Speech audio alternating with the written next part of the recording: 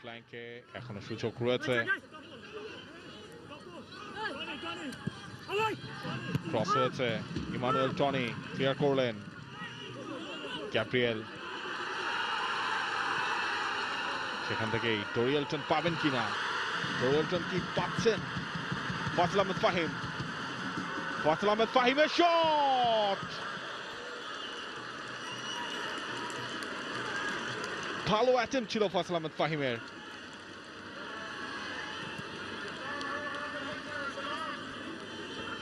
ফয়সাল আহমেদ ফাহিম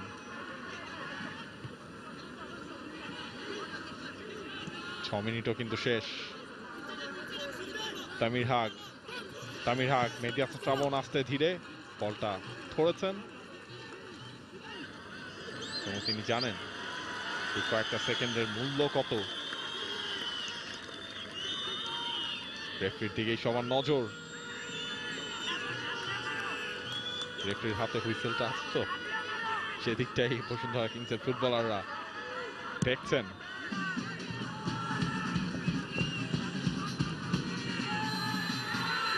এবং ম্যাচ শেষ। FC challenge লিগের গ্রুপ পর্বে বাংলাদেশের বসুন্ধরা কিংস, যেই দলটার প্রস্তুতি নিয়ে নানা প্রশ্ন ছিল, সমালোচনা হয়েছে, তার সবকিছুর জবাবটাই তারা দিল মাঠে এক লড়াকু পারফরমেন্সে।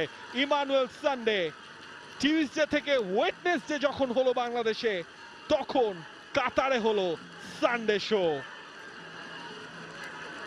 আল কারামার বিদায় বসুন্ধরা কিংস এফসি চ্যালেঞ্জ লিগের মূল পর্বে।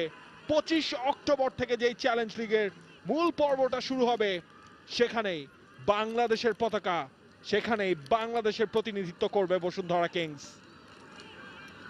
তপু বর্মন এরিয়ালে একের পর এক ক্লিয়ার করে গেছেন তিনি। দুই লোকাল কোচ মাহবুব রক্সি এবং সৈয়দ গোলাম জিলানি, একই সাথে গোলকিপার কোচ হিসেবে নুরুজ্জামান নয়ন, তারাই এতদিন সামলাচ্ছেন দলটাকে।